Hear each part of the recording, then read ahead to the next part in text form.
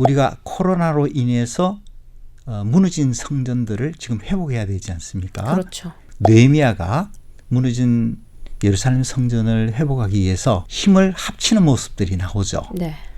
그것과 마찬가지로 우리 기성세대와 다음 세대가 힘을 합치는 노력이 필요할 것 같아요.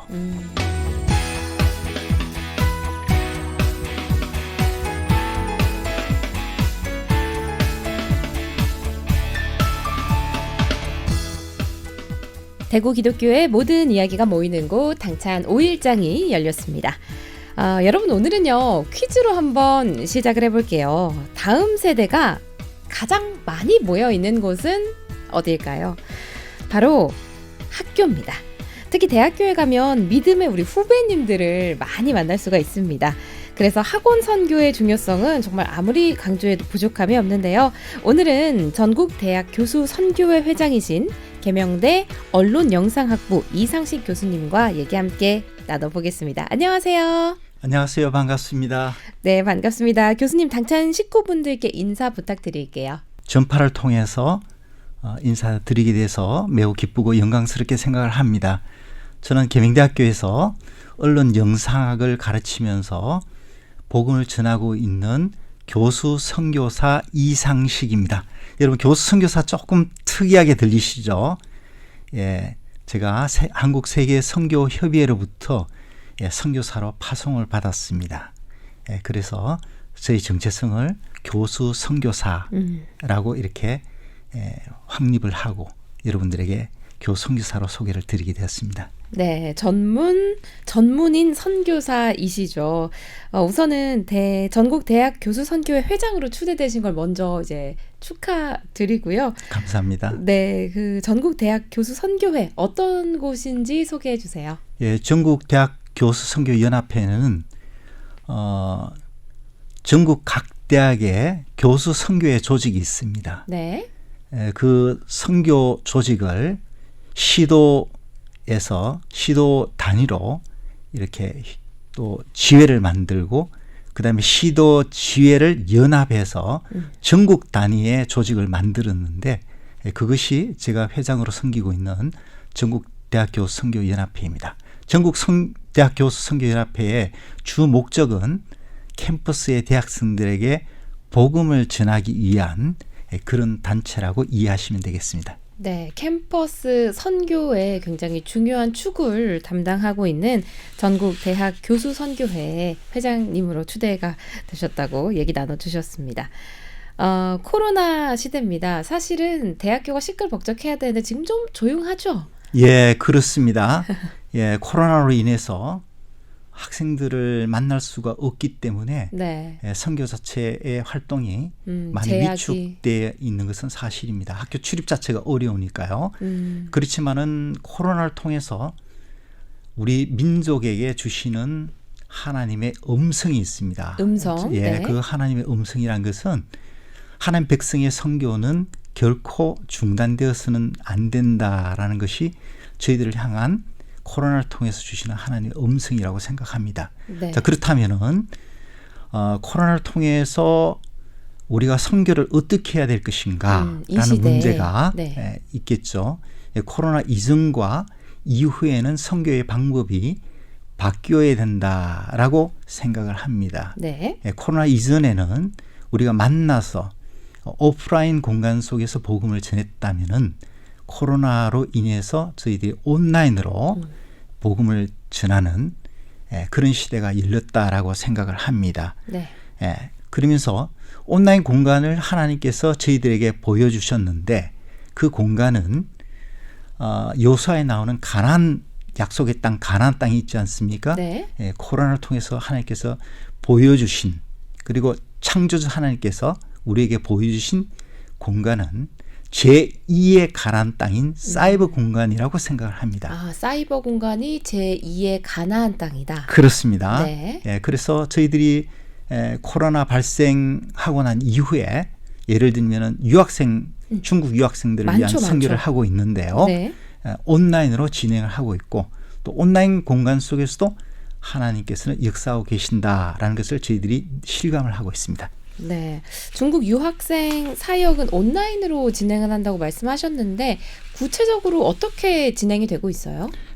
온라인으로 요즘 뭐 유튜브나 이런 것들을 통해서 우리가 행사를 진행하지 않습니까? 네. 그래서 온라인을 통해서 전국에 있는 유학생들에게 메시지를 전하고요. 심지어 중국에 귀국한 유학생들 있지 않습니까? 네. 귀국한 본국으로 유학생들도 돌아간. 온라인으로 귀국한 유학생들도 신앙생활을 잘하도록 만들어주는 것이 저희들이 중요한 역할이라고 생각을 하거든요. 네. 그래서 그 학생들도 온라인으로 참여를 하고 있습니다. 아주 그냥 애프터 서비스까지 확실하시네요. 예, 우리는 끝까지 책임을 진다라는 이런 생각으로 임하고 있습니다. 그렇습니다. 제2의 가나안 땅이 그 영역이 점차 넓어지는 소리가 들리는 것 같습니다.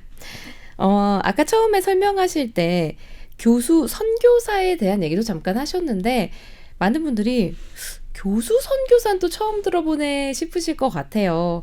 어떤 건지 그리고 파송 현황은 지금 어떻게 되는지도 한번 말씀해 주세요. 예, 교수님들이 실제로 선교사로 파송받기 이전에 선교 사역을 담당을 하셨죠. 네. 그런데 이미 선교 사역을 하시고 계시는 분들을 향해서 일종의 인치심이다라고 이렇게 이해를 하시면 될 것 네. 같아요. 그래서 2018년도부터 교수 선교사라는 정식 명칭을 가지고 파송하기 시작했습니다. 파송 배경을 간략하게 말씀을 드리면요. 네. 세계 선교의 지금 흐름이 지금 바뀌고 있습니다. 그 중요한 흐름 중에 하나가 전문인 선교사.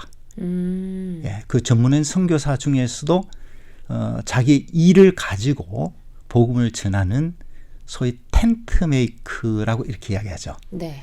텐트메이크 선교를 하시는 분들이 점점 중요해지고 있어요. 예를 들면은 뱀이라고 혹시 들어보셨을지 모르겠습니다만 비즈니스 애즈 미션. 저희가 너무 잘 알고 있죠. 예, 그렇죠. 네. 뱀 선교 하시는 분들 마찬가지로 많습니다. 저희들은 이제 교육 선교, 교육자로서 우리가 월급을 받으면서 재정 후원을 받지 않고 선교를 하는 사람들을 교육 선교사, 그리고 특별히 대학 교수로서 선교 활동을 하시는 분들을 우리가 교수 선교사 이렇게 지칭을 하는 것이죠. 저희들이 이제 벤치마킹한 인물은, 성경적 인물은 사도 바울입니다. 사도 바울을 벤치마킹해서 이렇게 파송을 하고 있고요. 2018년도부터 지금까지 파송된 선교사는 46분 정도 되고요. 네. 전국적으로. 그리고 올해도 교선교사 파송 훈련을 하고 있는데 15분의 교수님들이 지금 훈련을 받고 있습니다. 그럼 실례지만 아까 사도 바울을 이제 모델로 삼고 계시다고 말씀을 주셨는데 예. 그러면 실례지만 사도 바울처럼 자비량으로 이렇게 선교 활동을 하고 계신가요? 그렇습니다. 왜냐하면 저희들은 월급을 받고 일을 하면서 가르치면서 네. 월급을 받고 있기 때문에 특별히 재정 후원을 받을 필요가 없죠. 그런 면에서 좀 롱런할 수 있는 선교 방법이기도 하네요. 롱런하고 그리고 중요한 것은 대단히 창의적으로 자기의 전문성을 활용해서 매우 창의적으로 우리가 왜냐하면 재정 후원자들이 있으면 재정 후원자들이 기대하는 게 있잖아요. 아무래도 완전 독립적일 수는 없게 되죠. 그렇죠. 네. 그들을 의식하게 됩니다. 근데 저희들은 그런 모든 것들로부터 자유롭죠.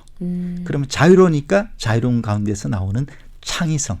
그리고 교선교사의 장점은 우리가 해외 선교사들 같은 경우에는 비자 받기가 어렵잖아요. 그렇죠. 근데 쉽지 않다고 교수 들었어요. 선교사들은 네네. 우리가 한국 교수들이 해외 대학에 가서 가르치면은 얼마나 그들에게 큰 도움이 되겠어요. 웰컴이죠. 웰컴이죠. 그러니까 비자가 꽤 오랜 기간 동안 비자가 쉽게 나옵니다. 많은 장애물들을 쉽게 뛰어넘을 수 있는 그런 환경을 가지고 계신 것 같습니다. 그렇습니다. 네. 캠퍼스의 정 가운데 현장에 계시다 보니까 이런 거 느끼실 것 같아요. 요즘 크리스천들은 우리랑은 좀 다르다 느끼세요? 많이 달라요. 이렇게 표현할 수 있을 것 같아요. 성경적으로 사사기에 보면은 네. 여호수아 이후의 세대는 다르다. 다른 세대였더라라고 네네. 말씀하시죠.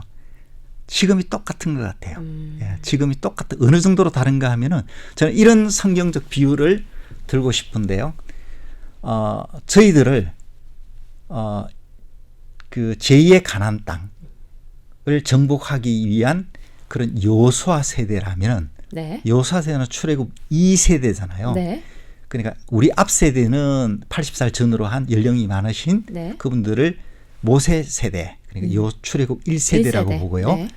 그러면은 우리의 다음 세대는 당연히 가나안 땅에서 태어난 출애굽 3세대가 되겠죠. 네. 예, 그들은 물질적으로 풍요한, 풍요롭고. 예, 그렇습니다. 물질적으로 풍요롭고 그리고 다양성의 가치를 중요하게 생각하는 그런 세대들이에요. 예. 그래서 완전히 저희들하고는 다른 세대들이고요. 또 기술이 지금 급격하게 변화하고 있지 않습니까? 네. 그 여호수아 이전의 세대들은 좀 아날로그적인 정주민의 특징을 가지고 있는 세대였다면, 그러나 다음 세대는 디지털 기술의 영향을 많이 받는 세대이기 때문에 네. 디지털 유목민적인 그런 특징을 가지고 있는 그런 음. 세대라고 이렇게 할 수 있겠습니다. 특징이 말씀하신 것처럼 그렇게나 다르면 그 선교 방법도 예전과 같이 가져갈 수는 없잖아요.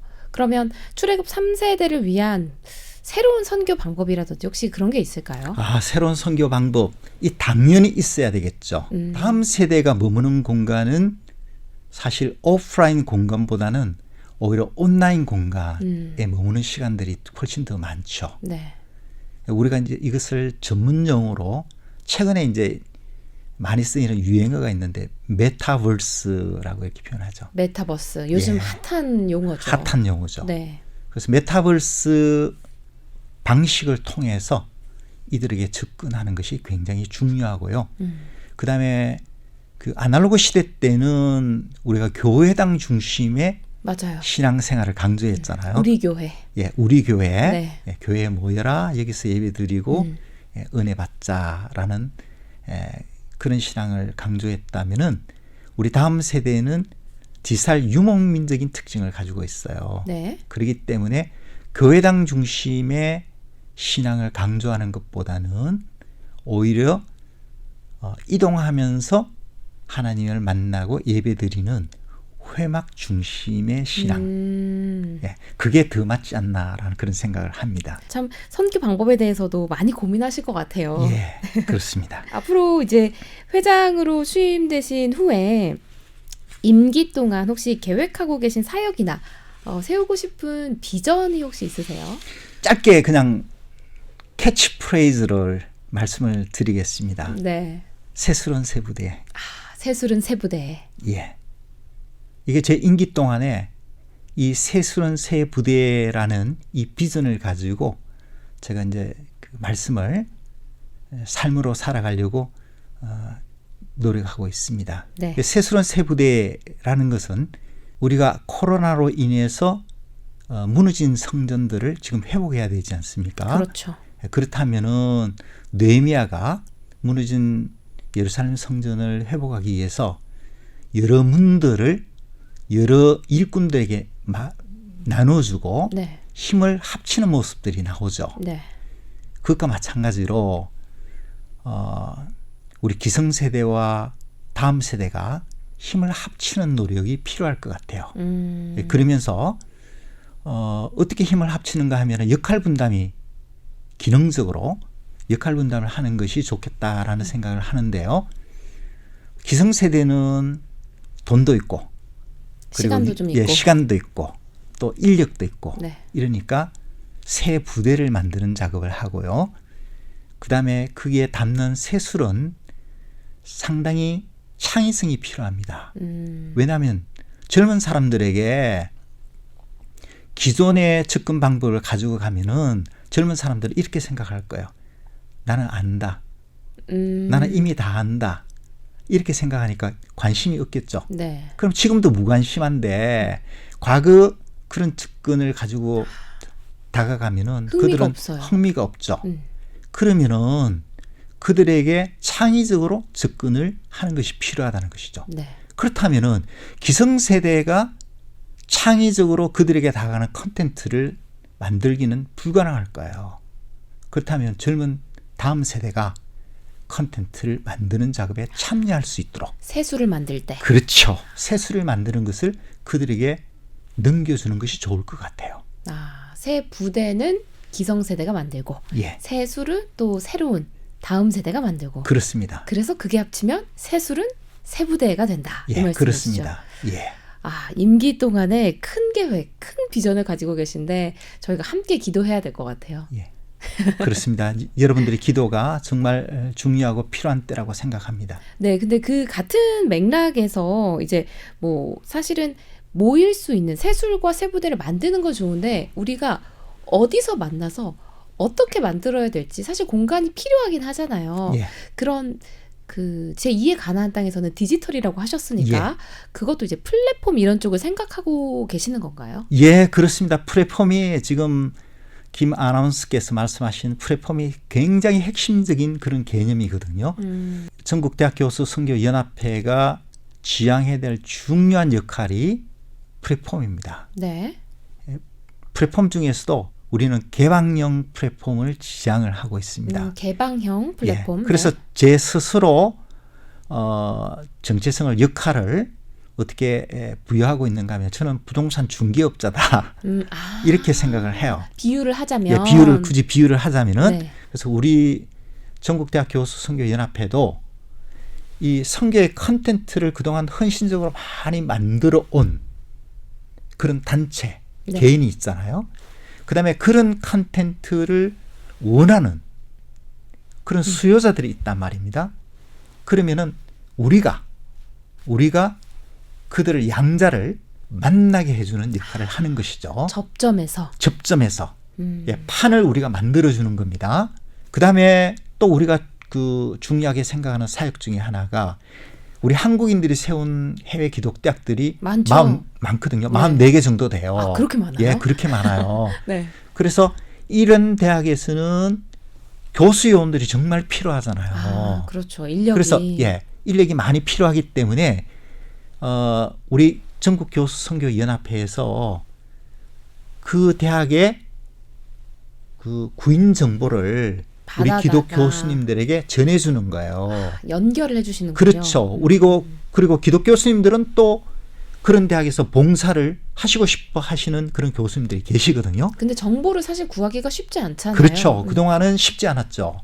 그래서 가운데서 아까 말씀드린 부동산 중개업자처럼 해외 선교 기독대학교의 선교의 정보를 필요로 하는 분에게 제공하고 그리고 기독교수가 그 정보를 활용해서 봉사할 수 있도록 만들어주는 이 사역을 지금 전개하고 있습니다. 네, 그 선과 선이 만나는 그 점점점 사이에 그 교수연합회가 큰 역할을 담당하고 계신 것 같아요. 예, 그렇게 되기를 기대하고 있습니다. 네, 함께 기도하겠습니다. 마지막으로 교수님 기도 제목 부탁드릴게요. 예, 제일 중요한 것은 우리 기독교수들이 참 중요한 시대가 된 것 같아요. 중요한 시대고 정말 중요한 시기입니다. 예, 그리고 회복을 위해서 그리고 이 땅의 부흥을 위해서 그리고 또 창의적으로 다음 세대를 살리는 중요한 역할이 기독교수들에게 주어져 있다고 생각을 하고요. 네. 이러한 귀한 시대적 사명을 우리 기독교수들이 잘 감당할 수 있도록 기도해 주시기를 부탁을 드리고 그리고 또 교계가 또 열심히 다들 목사님들이나 중직자들이나 성도님 다들 헌신적으로 지금까지 살아오셨는데 개혁을 해야 될 부분이 있는 것 같아요. 그래서 너무 교회당 중심의 신앙생활을 강조를 했는데 이제는 우리의 3터 회막 중심의 1터 회막 중심의 신앙도 상당히 중요하거든요. 그래서 우리가 1터에서 기도하고 복음을 전하는 그것도 우리가 중요한데 그런 그 개혁이 이 땅에서 이루어질 수 있도록 우리가 기도해야 될 것 같습니다. 그런 기도 부탁을 드립니다. 함께 기도하겠습니다. 대구 기독교의 모든 이야기가 모이는 곳 당찬 5일장 생각해보니까 저희도 약간 부동산 중개업자 같은 역할을 하고 있네요. 그렇죠. 그렇습니다. 복음의 모든 것이 여기 모여 있으니까. 맞습니다. 대단히 중요한 그런 역할을 해야 될 기관이 방송국입니다. 고맙습니다. 갑자기 어깨가 무거워지네요. 오늘은요. 캠퍼스 선교의 목적을 갖고 부르심에 따라 살아가는 기독 교수들의 연합이죠. 전국대학 교수선교회 회장이신 계명대 언론영상학부 이상식 교수님과 얘기 나눠봤습니다. 인사드리면서 여기서 마칠게요. 고맙습니다. 네, 감사했습니다.